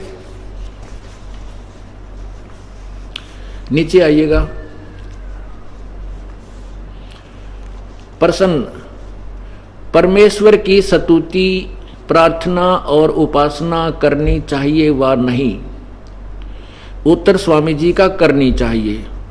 प्रश्नकर्ता कहता है क्या स्तुति आदि करने से ईश्वर अपना नियम छोड़ स्तुति प्रार्थना करने वाले का पाप छुड़ा देगा? उत्तर स्वामी जी का नहीं। तो प्रश्नकर्ता कहता है फिर स्तुति प्रार्थना क्यों करना, वे क्या फिर यूज क्या है इसके करने का? स्वामी जी उत्तर देते हैं उनके करने का फल अन्य ही है। प्रश्नकर्ता ने कहा क्या फल है बताइएगा, क्या है? उत्तर स्वामी जी का कि स्तुति से ईश्वर में प्रीति, उसके गुण कर्म स्वभाव का से अपने गुण कर्म स्वभाव का सुधरना, प्रार्थना से निरभिमानता उत्साह और सहाय का मिलना, उपासना से परब्रह्म से मेल और उसका साक्षात्कार होना। अरे वाह, जय हो महर्षि जी की। अपने सिद्धांत को आप ही फेल कर रहा है। कह रहा है कि उपासना से परब्रह्म, परब्रह्म माने ब्रह्म से नेक्स्ट, ब्रह्म से नेक्स्ट ब्रह्म, यानी परब्रह्म। दो भगवान सिद्ध कर दिए, ब्रह्म और परब्रह्म, दादा और परदादा। पर माने नेक्स्ट, दूसरा। परब्रह्म से मेल और उसका साक्षात्कार होना। मेल और साक्षात्कार निराकार से नहीं, साकार से। निराकार से तो पहले ही मेल था, उपासना से पहले भी वो अभेद है, उसकी शक्ति निराकार हर जीव से संबंधित है। एक रिज्मा भी, एक कण भी खाली नहीं है भगवान की शक्ति के से कोई बचा हो। अब ये दोनों फेल कर दिए। अब ये तो इनके आप पे फेल हुए। अब तीसरा सिद्धांत ये दास वेद फेल करेंगे कि पाप अक्षमा नहीं होते। यजुर्वेद अध्याय नंबर 8 का श्लोक नंबर 13 आपके समक्ष प्रस्तुत करता हूं। अब देखिएगा पवित्र यजुर्वेद जो स्वामी दयानंद जी द्वारा ही अनुवादित है। ये देखो नीचे महर्षि दयानंद सरस्वती इसका अनुवादक है। और यहाँ देखना ये कहाँ से प्रकाशित है। ये प्रकाशक है सार्वदेशिक आर्य प्रतिनिधि सभा 2/5 महर्षि दयानंद भवन, रामलीला मैदान, नई दिल्ली से। और कहाँ से ये छपी है? मुद्रक है Prince offset printers 1510 Pataudi house, Daryaganj, नई दिल्ली। अब यहाँ देखिएगा अध्याय नंबर 8, ये 8वां अध्याय, 8वां अध्याय। नीचे आइए, ये पृष्ठ भी देखिएगा 241। नीचे देखो, इसमें ये 8वें अध्याय का ये 13वां मंत्र है। इसमें लिखा है देव कर्तस्य, देव कर्तस्य। तो यहां इसका आगे चल के यहां अनुवाद किया है 242 पे। ये देखो 242 पृष्ठ पे। तो स्वामी जी कहते हैं हे सबके उपकार करने वाले मित्र आप। अब यहाँ पढ़ने वाला जो इस, क्योंकि इनकी सोच थी कि भगवान पाप नहीं काटता, और यहाँ यजुर्वेद में 6 बार लिखा हुआ है एक ही मंत्र में। यदि एक मंत्र में एक बार लिखा होता तो स्वामी जी गोलमोल कर देते। जैसे यजुर्वेद अध्याय नंबर 5 के श्लोक 1 में अग्ने तनुरसी विष्णुवे तवा सोमस्य तनुरसी 2 बार लिखा, भगवान सहशरीर है, उसको भी गोलमोल कर दिया इन्होंने। अब यहां इन्होंने केवल इतना फर्क अंतर कर दिया कि हे सबके उपकार करने वाले मित्र। यहां मित्र शब्द लिख दिया तो जनसाधारण पढ़ने वाले ने सोचा मित्र अपने दोस्त के लिए कुछ थोड़ा बहुत कर देता होगा। इसलिए आदमी नो ध्यान नहीं गया कि यहाँ ये लिखा है कि परमात्मा मित्र परमात्मा को कहती है। स्वयं बता रहे हैं स्वामी जी के प्रथम अध्याय में मित्र का अर्थ परमेश्वर ही समझना, क्योंकि उस सबका परमेश्वर है, वो ही वास्तविक मित्र है, यहाँ स्पष्ट किया है। ये देखिएगा वही सत्यार प्रकाश समोल्लास प्रथम, यहाँ देखो इधर श्लोक नंबर पृष्ठ नंबर 18 पे नीचे, प्रसन्न मित्र आदि नाम से सखा और इंद्र आदि देवों से के प्रसिद्ध व्यवहार देखने को मिलते हैं, देखने उन्हीं का ग्रहण करना चाहिए। उत्तर स्वामी जी का, यहाँ उनका ग्रहण करना योग्य नहीं, क्योंकि जो मनुष्य किसी का मित्र है, किसी का मित्र है, वही अन्य का शत्रु और किसी से उदासीन भी देखने को आता है। इसलिए मुख्यार्थ में सखा आदि का ग्रहण नहीं हो सकता, किंतु जैसा परमेश्वर सब जगत का निश्चित मित्र, न किसी का शत्रु और न किसी से उदासीन है, इससे भिन्न कोई भी जीव इस प्रकार कभी नहीं हो सकता। इसलिए परमात्मा ही का ग्रहण यहाँ होता है। यहाँ हाँ गौण अर्थ में मित्र आदि शब्द से भी सुहृदय मनुष्यों का ग्रहण होता है। नीचे देखिए, जो सबसे स्नेह करे और सबको प्रीति करे योग्य है, करने योग्य है, वह परमेश्वर ही सच्चा मित्र है। इससे परमेश्वर का नाम मित्र है। यानी यहाँ मित्र शब्द परमेश्वर के लिए ही है। इसलिए आपको दिखा रहा हूं क्योंकि हम पीछे समाचार पत्रों में विज्ञापनों के माध्यम से हमारा और जो हमारा विरोध कर रहे हैं जो आचार्य, उनका एक समाचार पत्रों में आपस में जो है लेख प्रतिलेख चले थे, तो उन्होंने इस बात को उलझाने के लिए लिखा था कि 8वें अध्याय के 13वें श्लोक में परमात्मा नहीं लिखा है, मित्र लिखा है। तो वो तो क्योंकि जो इंसान जिसका ज्ञान खत्म हो जाता है वो फिर बकवादों पर आ जाते हैं, वो सत्य को ग्रहण नहीं कर सकते, क्योंकि उनकी पोल खुल जाती है और वो अपने आप को एक बड़े सुपीरियर मान रहे थे। तुम्हारे जैसा ज्ञान नहीं, महर्षि दानंद जैसा विद्वान नहीं, और मैं को महर्षि दानंद जैसा तो अज्ञानी कोई मैंने आज तक किसी भी को देखा ही नहीं। इतने महापुरुषों के लेख पढ़े, किसी ने कुछ तो थोड़ी बहुत बात लवा ला रखी है। इनका तो सारी थ्योरी गलत। समाज सुधार पढ़ ले तो रोना आ जावे इंसान को, और उनके विचारों को कोई स्वीकार कर लेता आग लग जाए पूरे समाज में। अब यहाँ देखिएगा, ये वेद की स्टेटमेंट से और स्वामी दानंद जी की स्टेटमेंट को दास केवल तुलना कर रहा है। एक ओरिजिनल नोट से डुप्लीकेट नोट की तुलना कर रहा है, नथिंग एल्स। इसको कोई निंदा कहता है तो वो निंदा की परिभाषा से अपरिचित है। यहां देखना, यही 8वें अध्याय का 13वां श्लोक, यहां से अनुवाद शुरू होता है स्वामी दानंद जी द्वारा किया। हे सबके उपकार करने वाले मित्र, आप देव कर्तस्य दान देने वाले के एन से शब्द भी देखना, एन से माने अपराध, अवय जन्म का अर्थ है विनाश करने वाले, असी माने हो। मनुष्य कर्तस्य साधारण मनुष्य के किए हुए, एन से माने अपराध यानी पाप के, अवजन्म माने विनाश करने वाले हो। ओहो। और पितृ कर्तस्य पिता के किए हुए, एन से माने अपराध ही पढ़ो। यहाँ पर इन्होंने विरोध आचरण लिखा, यहाँ पर अपराध ही पढ़ो, अपराध यानी पाप के। अवजन्म माने विनाश करने वाले हो, अच्छे प्रकार हरने वाले हो, एक ही बात है। और आत्म कर्तस्य अपने किए हुए, एन से माने पाप के, अवजन्म माने दूर करने वाले या नाश करने वाले, असी माने हो। एन से अधर्म के, अधर्म अर्थात घोर पाप के भी अवजन्म माने नाश करने हारे हो। हे भगवान, और देखो विद्वान जानता हुआ मैं यत जो कुछ भी धर्म आचरण यानी धर्म एन माने पाप होता है एनस एन पाप कर किया करता हूँ व करूँ अनजान मैं जो कुछ भी किया करता हूँ व करूँ उस सब के एन से माने पाप के दुष्ट आचरण नहीं पाप के हरने दूर करने वाले अर्थात नाश करने वाले हो। ओए होए ये हमारा ओरिजिनल नोट है वेद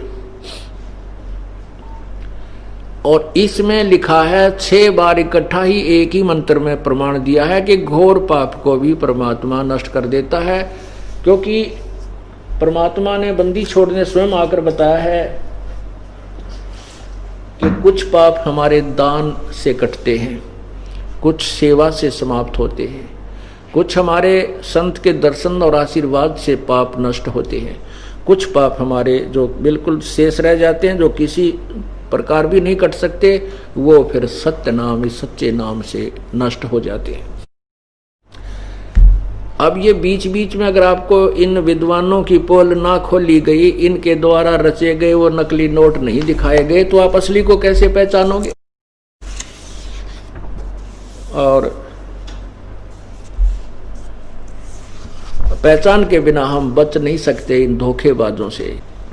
यहां देखना, अब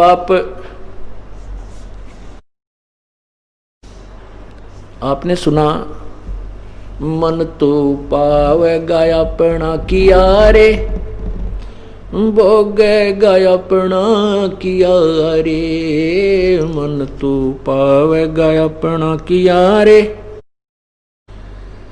भोगेगा अपना किया रे।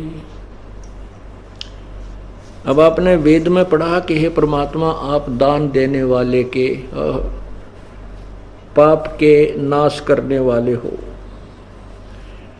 वैसे वेद के अंदर जो 4 वेद हैं इनमें कंप्लीट स्पिरिचुअल नॉलेज नहीं है। कंप्लीट माने ये रॉन्ग भी नहीं कह सकते, इसको गलत भी नहीं कह सकते, अधूरा है। यहां देव कर्तस्य का अर्थ है देव माने अच्छी आत्माएं, और फिर से साधारण आत्मा, यहाँ अनुवाद भी इन्होंने थोड़ा सा 19-21 किया है। फिर भी देव कर्तस्य का अर्थ है देव के दो यानी अच्छी आत्मा जो बुराई ना करती, अपना नेक नीति से रहते हैं, वो यदि भगवान का सिमरण करते हैं तो उनके द्वारा किए गए धार्मिक यानी शुभ कर्मों यानी वो भक्ति सिमरण साधना उपासना, यहाँ उपासना से संबंध है सभी का कि उपासना चाहे देव अच्छी आत्मा करें और चाहे जनसाधारण करें, उन सब के पाप को परमात्मा नाश कर देता है। अब जैसे किसी का थोड़ा पाप है, जिसी के कम पाप हैं वो जल्दी खत्म हो जाएंगे उसी एक माचिस की तिल्ली तक, और जिसके घने हैं जैसे किसी का सूखा घास पूरा भरा पड़ा है खेत, तो उसी तिल्ली ने उस सारे को भी नष्ट कर देना है। मान लीजिए कोई ज्यादा अपराधी है, जैसे सदना जी जो कसाई का काम किया करता था, अजामेल जी, और भी बहुत से प्रमाण दिए हैं, वैसा थी गणका बेटी, तो उन्होंने कितने पाप किए, वो उन्होंने ज्यादा पाप इकट्ठा कर रखा था, और जो दूसरे अच्छी आत्मा थे उनके पाप थे तो उनके भी पर उनके कम थे, पर उस सीख की तिल्ली ने तो दोनों को ही नष्ट कर देना है। तो यहाँ यजुर्वेद का यही प्रमाण है कि चाहे अच्छी आत्मा है वो भगवान की भक्ति करे, उनके भी पापों को अपराधों को परमात्मा पूर्ण ब्रह्म नष्ट कर देता है। और चाहे पिता करे चाहे कोई करे, मैं करूं चाहे अनजाने में हो जा, फिर वो अनजाने के हुए पापों को भी वो नष्ट कर देता है। और जब तक हम पूर्ण परमात्मा की शरण में नहीं आते तो फिर हमें दोनों ही भोगने पड़ते हैं, पुण्य भी और पाप भी। पुण्य स्वर्ग में और पाप नरक में, 84 लाख योनियों।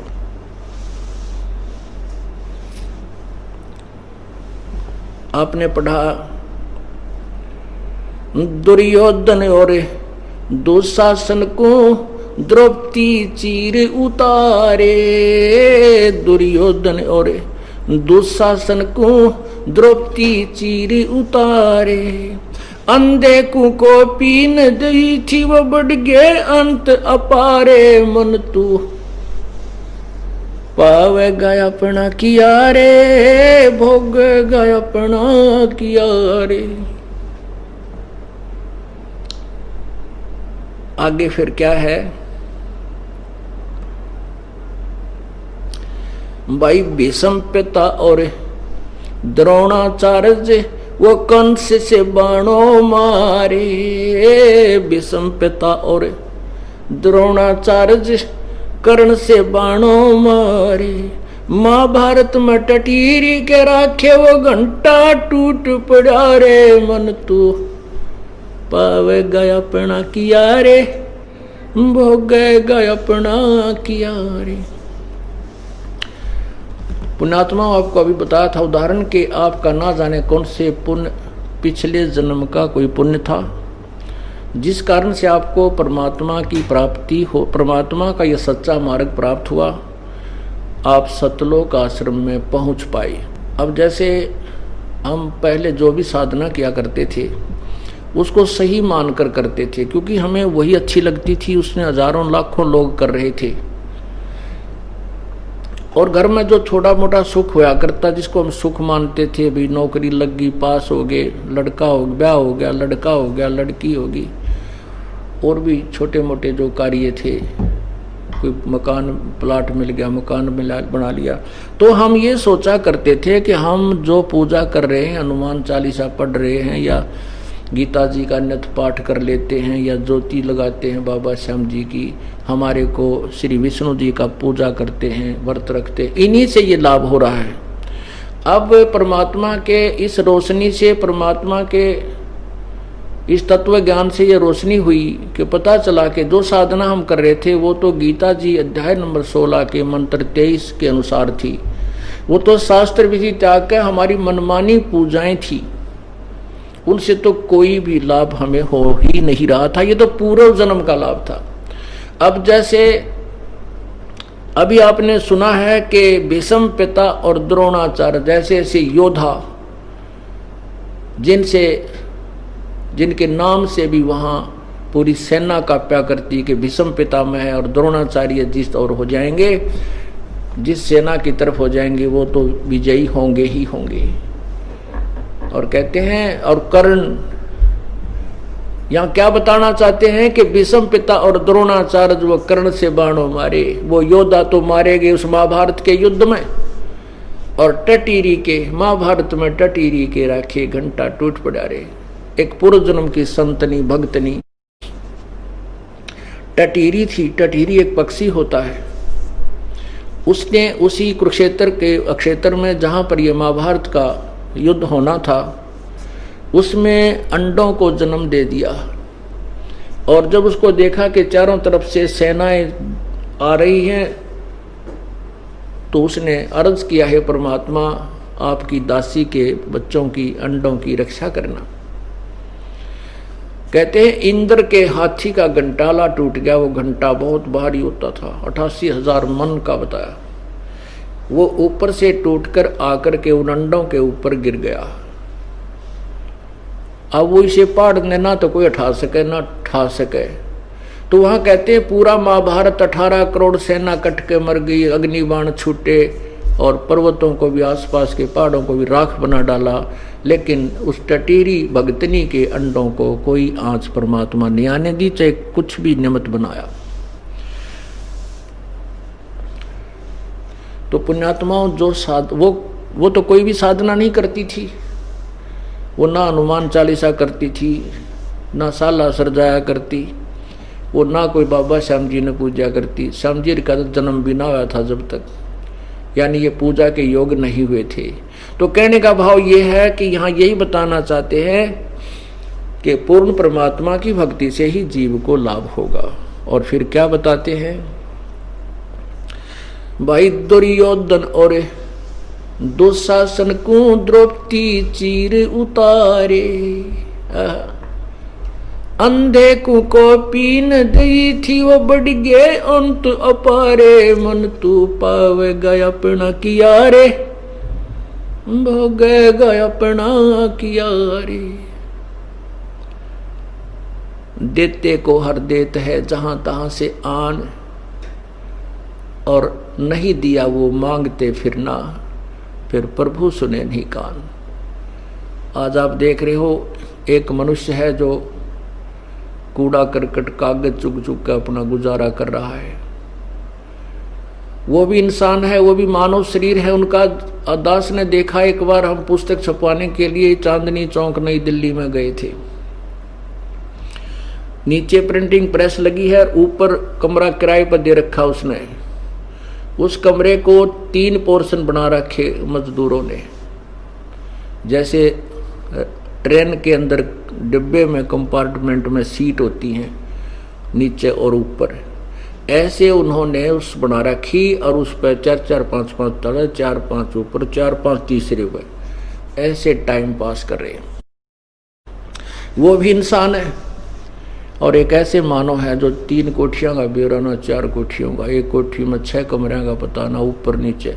तो ये सब पिछले जन्म का किया हुआ पुण्य है।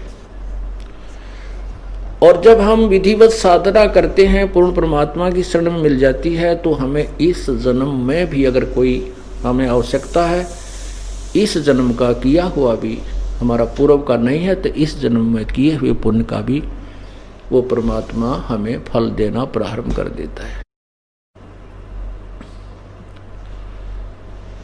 अब जैसे आपने द्रौपदी के चीर बढ़ने की कथाएं सुनी होगी, लेकिन कारण का नहीं पता था हमें आज तक। केवल इतना जरूर सुना करते, भाई द्रौपदी का चीर बढ़ा दिया, भगवान श्री कृष्ण ने बढ़ा दिया। अब पहले तो ये सोचना है कि श्री कृष्ण चीर बढ़ा ही नहीं सकता। अब श्री कृष्ण जी की सतीथि से हम परिचित हो गए हैं। जैसा कि आपने शिव पुराण में पढ़ा कि जो सदाशिव यानी काल है, वो कहता है ब्रह्मा विष्णु को कि तुम अपने आप को भगवान मान बैठे, ये तुम्हारी बड़ी नालायकी है, तुम भगवान नहीं हो, तुम ईश नहीं हो, तुम मालिक नहीं हो, और तुम्हारा यही भ्रम मिटाने के लिए मैं यहां प्रकट हुआ हूं। एक बार ब्रह्मा और विष्णु का इस बात पर झगड़ा हो जाता है। ब्रह्मा कहता है मैं भगवान, मैं तेरा पिता, विष्णु कहता है मैं भगवान, मैं तेरा पिता। तो इसी उनके विवाद को बहुत ज्यादा बढ़ गया, लड़ने मरने को तैयार हो गए। तो सदाशिव यानी काल भगवान ने, उनके पिता ने, उनके बीच में एक तेजो में लिंग, एक खंबा स्थापित कर दिया।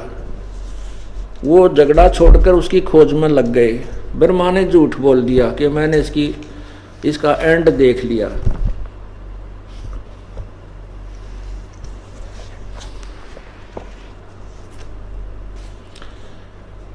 तो उसका एक सिर काट दिया। 5 सिर थे ब्रह्मा जी के।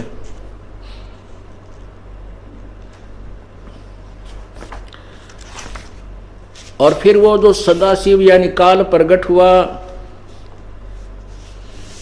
उसने फिर उन दोनों को कहा कि तुम नालायक हो। ये देखिएगा,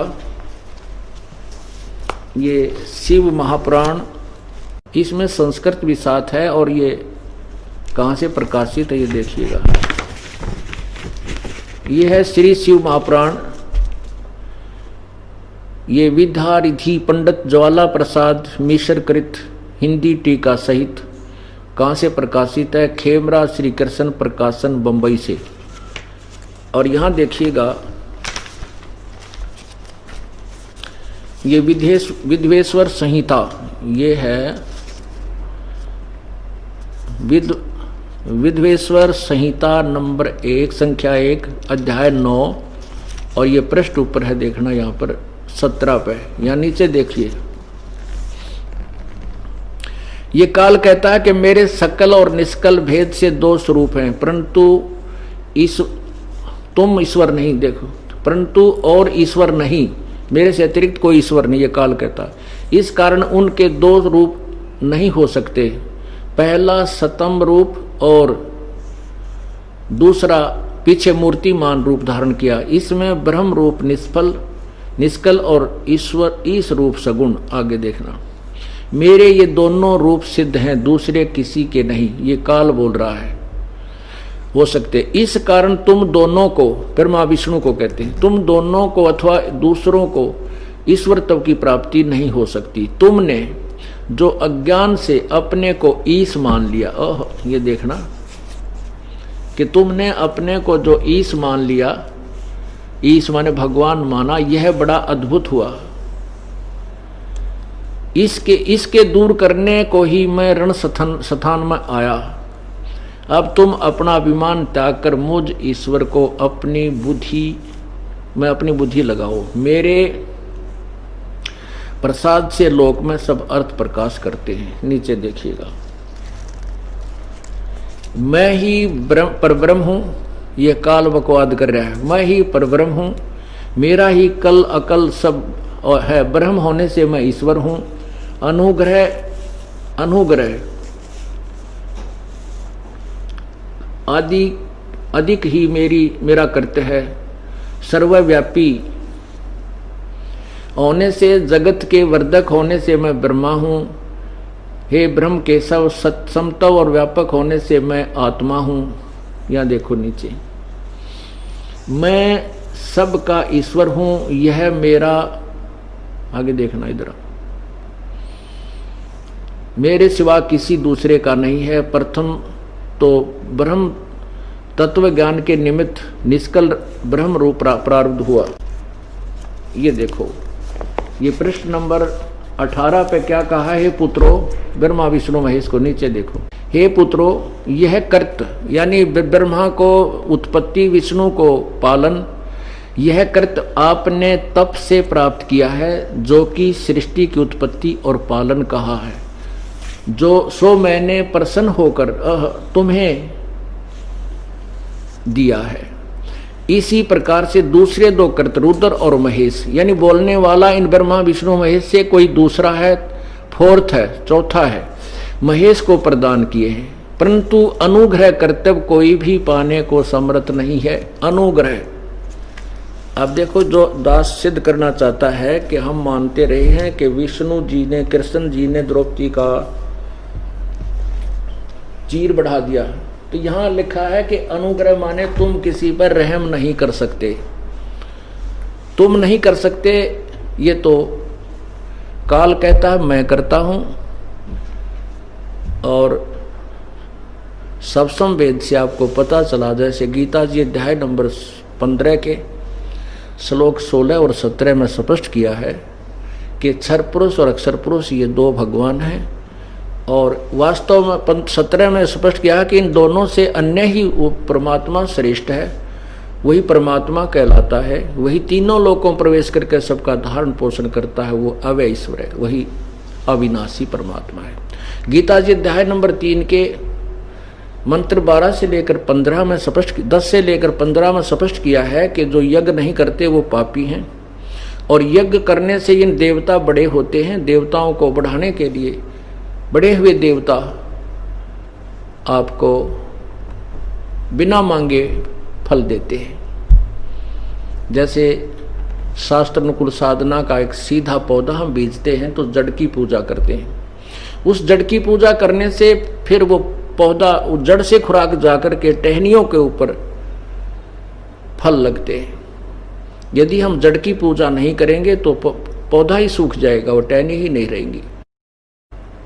गीता जी अध्याय नंबर 3 के 14-15 में लिखा है कि सभी प्राणी अन्न से उत्पन्न होते हैं। अन्न वर्षा से होता है, वर्षा यज्ञ से होती है, और यज्ञ शुभ कर्म से होते हैं। कर्म लगाए ब्रह्म ने, ब्रह्म की उत्पत्ति हुई अविनाशी परमात्मा से, और वो अविनाशी, वो परम अक्षर ब्रह्म ही, पूर्ण परमात्मा ही सभी यज्ञों में प्रतिष्ठित है। वही पूजा, उसी को, पूर्ण परमात्मा को ही की पूजा करने से सभी यज्ञ सफल होती हैं। कोई भी से हम दान करते हैं, दान यज्ञ, धर्म यज्ञ, ज्ञान यज्ञ, दान यज्ञ, जो भी हम या साधना करते हैं, उसी परमात्मा के निमित्त करने से वही हमें फल देता है।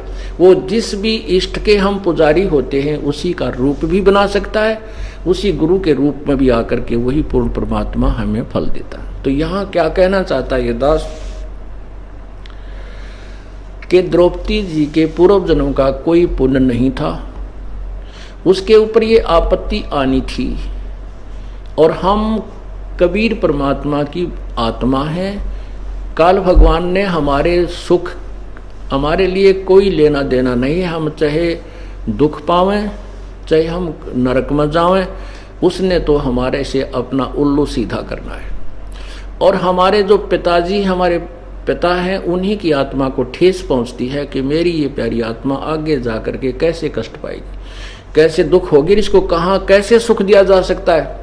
अब जो भी आज देव बना है, ब्रह्मा विष्णु महेश बना है, या कोई अन्य राष्ट्रपति बना है, प्रधानमंत्री, ये पहले कभी ना कभी किसी समय में परमात्मा कबीर प्रभु की शरण में आए हुए थे।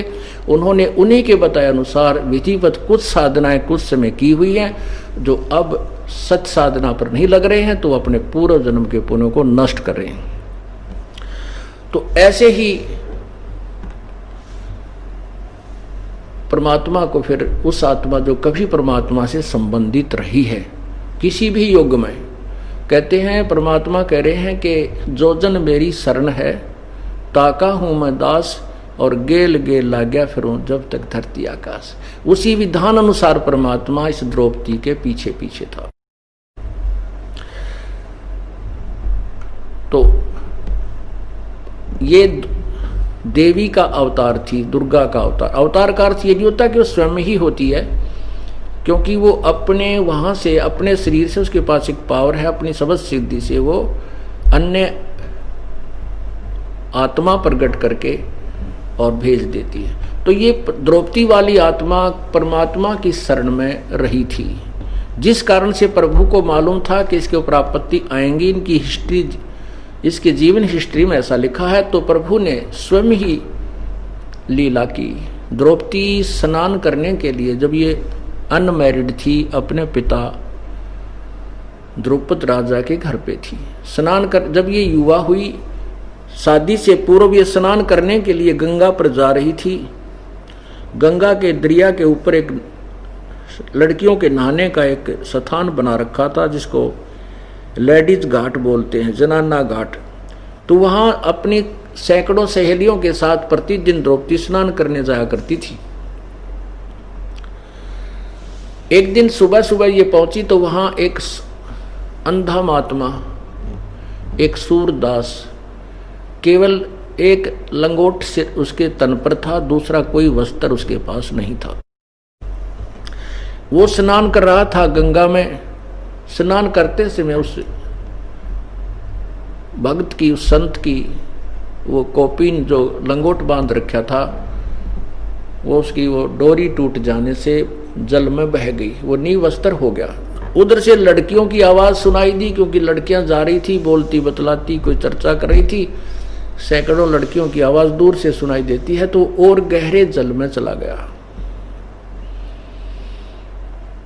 वो छाती के यहाँ तक जल में चला गया और ऐसे हाथ मारने लगा जैसे कोई खोई हुई वस्तु को ढूंढ रहा हो। द्रौपदी ने जाकर देखा कि सामने दरिया में एक साधु स्नान कर रहा है। पुण्यात्मा जो होती हैं वो संत भगत को देखकर बड़ी प्रसन्न होती हैं, चाहे वो राजा है चाहे रंक है। अब द्रौपदी ने सोचा कि ये साधु स्नान कर रहा है, हम भी स्नान कर लेते हैं। स्नान करने के उपरांत साधु के पास बैठेंगे, भगवान की चर्चा इनके मुखारविंद से सुनेंगे, आशीर्वाद प्राप्त करेंगे। इस दृष्टिकोण से द्रौपदी स्नान करने लग गई। स्नान करने के बाद जब उसने देखा कि साधु तो अब भी जल से बाहर नहीं आया है, दरिया में खड़ा है, लेकिन नहा नहीं रहा, ये तो कुछ ढूंढ रहा है। द्रौपदी ने अपने विचारधारा से सोचा कि महात्मा के पास बाहर भी कोई वस्त्र नजर नहीं आ रहा, और द्रौपदी ने अपने ध्यान पूर्वक देखा तो देखा कि महात्मा निवस्त्र और लज्जा के मारे बाहर नहीं आ रहा है। तो लड़की ने, इसको साधु संत और पूर्व जन्म के संस्कार बताए जाते हैं, जो आओ देखता ना ताओ देखता, और अपने समर्पण करते समय, दान करते समय अग्रम मग्रम नहीं होती। तो उसने क्या देखा कि कोई वस्त्र उस लड़की के पास नहीं था, साड़ी थी, एक नहाकर पहनने के लिए ले गई थी, एक वो पहन रखी थी। तो उसने अपनी साड़ी जो बांधने के लिए नहाने के बाद लेकर गई थी, उसी में से एक गठ यानी 8-9 इंच एक बिलात का कपड़ा ऐसे फाड़ा और जल में बहा दिया। वो साधु क्योंकि उसको दिखाई नहीं दे रहा था, उसके साथ से दूर से निकल गया, महात्मा के हाथ नहीं लगा। ऐसे उस लड़की ने 7-8 बार कपड़ा फाड़ा और उसमें फाड़ फाड़ के पानी में डालती रही। अब साधु के हाथ नहीं लगा और आधे से ज्यादा साड़ी जो है लड़की ने फाड़ करके जल में डाल दी। तो उसने सोचा कि ये ऐसे बात नहीं बनेगी, महात्मा नेत्रहीन है। तो उसने एक लंबी लकड़ी ढूंढी जंगल तक और उसके ऊपर फिर एक बिलात और 8-9 इंच का टुकड़ा फाड़ कर उसके लपेटा देकर और लंबी लाठी करके महात्मा के जो हाथ लगा रहा था, ऐसे ऐसे कर रहा था, उसके आगे कर दी। तो जो ही उस साधु के हाथ लगा वो कपड़ा, उसने तुरंत उसको पकड़ लिया और शुक्र मनाया, जैसे लीला करते हैं कि हे परमात्मा तेरा भला हो। बड़ा मापे का, यानी बिल्कुल जितना चाहिए था उतना वस्त्र भेज दिया। फिर उस साधु ने देखा हाथों से कि ये तो भाई आम कपड़ा नहीं, किसी बेटी बहन का साड़ी का वो सुंदर चीर है। तब उसने पता लगा कोई बेटी आसपास खड़ी है और उसी ने ही ये तेरे को सहयोग दिया। तब उसने आशीर्वाद दिया कि बेटी भगवान करे, पर आज तने मेरा पर्दा रखा है, भगवान करे तेरी इज्जत भगवान बचावे और तने गणाए दे। कहते हैं साधु वचन पलटे नहीं, चाहे पलट जावे ब्रह्मांड। और वो साधु कौन थे? कहते हैं 100 छल छिद्र मैं करूं अपने जन के काज। वो कबीर परमात्मा स्वयं ही ना जाने किस रूप में कहाँ प्रकट होकर के अपने पुण्यात्मा की आपत्ति को टालने की व्यवस्था बना जाता है। अब लड़की तो आ गई, उसने को नहीं ध्यान रहा कब के, क्योंकि वो तो राजा की लड़की थी और भी दान बहुत कराया करती, पर वो दान ठीक ठिकाने का था। कहते हैं कुपात्र को दिया हुआ दान फलता नहीं, सुपात्र को दिया हुआ फलता है।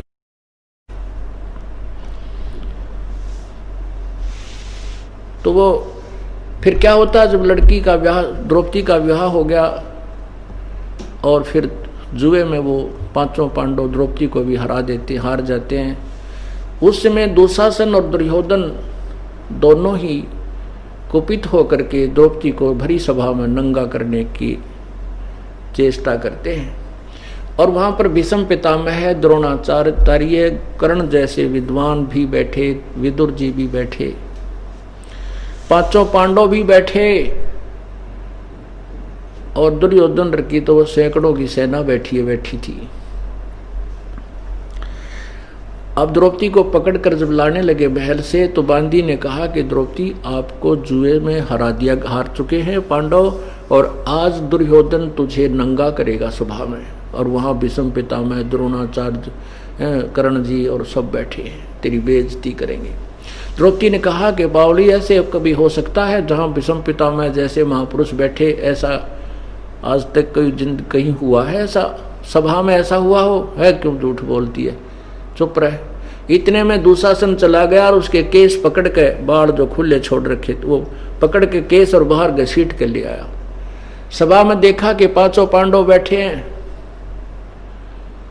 और द्रौपदी ने उनकी तरफ याचना करनी चाहिए रक्षा के लिए, लेकिन 5 ने नीची गर्दन कर ली, क्योंकि वो हार चुके थे, बंध चुके थे जुबान से, मर्यादा से। फिर उसने भीष्म पितामह, द्रोणाचार्य और कर्ण से पुकार की कि मेरी रक्षा करो। उन तीनों ने भी कुछ भी जवाब नहीं दिया। विदुर खड़ा हुआ, विदुर ने कहा, अरे नालायकों क्या कर रहे हो तुम, अपनी इज्जत आप ही उतार रहे हो, पांडव और कौरवों की इज्जत में कोई तुम अंतर समझते हो। कहते हैं दुशासन ने अपने चाचा विदुर को थप्पड़ मारा और वो वहां से निकल गया। पुण्यात्माओं, ये कुछ इन कहानियों कथाओं से हमें बहुत कुछ शिक्षा ग्रहण करनी होती है और उसके बाद फिर उन पर हमने अमल करना है। ये बातें कहन सुन की नहीं, ये कर पाड़ने की है। तो उसमें क्या होता है कि द्रौपदी ने देखा कि ये तो सब बंधे हुए हैं, कोई हार गया जीत में, और वो ब्रह्मा, ये क्या नाम, भीष्म पितामह, द्रोणाचार्य और कर्ण, ये दुशासन के, दुर्योधन के अन्न खा के उसके पक्ष में उनकी जुबान बंद होगी, क्योंकि उनकी सेवा के वश हो गए। तो परमात्मा कहते, बंधे से बंधा मिले वो छूटे कौन उपाय, और कर बंदगी निर्बंध की जो पल में ले छुड़ाए। अब बंदे से बंधा हुआ प्रार्थना करता जैसे चार आदमी खंभे तो बांध रखे पीछे नाथ, और वो आपस में कहते हैं तू मुझे खोल दे, वो कहे तू मुझे खोल दे। नहीं, जो खुला हुआ व्यक्ति है उससे प्रार्थना करो, वो चारों को सभी को खोल देगा। तो तब द्रौपदी ने देखा कि तो झूठी, मैं समझ रही थी कि मेरे पांचों पांडव धरती तोड़ देंगे अगर मेरे ऊपर हाथ कर दिया किसी ने। यही भ्रम मिटाने के लिए परमात्मा ने ये सब व्यवस्था की। जब तक हम इस सब संसारिक आंगे न छोड़ के, जब तक हम एक परमात्मा का सहारा नहीं तकते, तब तक वो साथ हमारा नहीं दे पाता। तब द्रौपदी ने सच्चे दिल से पुकार की थी, हे परमात्मा आज अपनी दासी की इज्जत रखना, आपके बगैर, आपके अतिरिक्त मेरा कोई नहीं है। उधर से कृष्ण उनका गुरु थे, कृष्ण जी धार्मिक गुरु थे। अब गुरु के माध्यम से पुकार की जाती है, लाभ पूर्ण परमात्मा ही आकर देता है। उसी समय श्री कृष्ण भगवान अपने घर पे अपनी पत्नी रुक्मणी के साथ शतरंज खेल रहा था। शतरंज में ऐसे पासे डालकर कुछ बोलना होता है, कच्चे 12 पक्के 18, तो ऐसे पासे तो डाल दिए उधर से, क्योंकि यहां से पुकार गई धर्मराज के दरबार में। आपत्ति आने पर सभी प्रार्थना करते हैं। हर इंसान भगवान को से प्रार्थना करता है, रोता है, तो उसकी पुकार जाती है दरबार में, धर्मराज के दरबार में, और वहां आपकी वो फाइल खुल जाती है कंप्यूटर की तरह। जैसे वहां पर देखा जाता है इसका कोई पुण्य है तो उसके प्रतिफल में उसको वो पूर्ण परमात्मा आकर के राहत देता है। यदि वहां कोई पुण्य नहीं है तो नहीं कर सकता, वो पुण्य परमात्मा नहीं लाभ देता। तो ऐसे ही जैसे टटीरी की पुकार गई थी, वहां कंप्यूटर में देखा तो उसके पुण्य थे, उस कारण से इस रक्षा हुई। और बहुत ना जाने की द्रौपदी की पुकार गई तो उसकी रक्षा हुई, और ना जाने कितनी बहन बेटियों की इज्जतें लूटी जाती हैं, कोई पुकार नहीं सुनी जाती, क्योंकि उनके पूर्व जन्म के और इस जन्म के कोई संस्कार शुभ उनके साथ नहीं है। तो उधर से पुकार वहां पहुंची तो वहां देखा धर्मराज ने कि इसको तो ना जाने कितना दिया जा सकता है, ऐसा पुण्य इस लड़की ने किया हुआ है, उस आत्मा ने।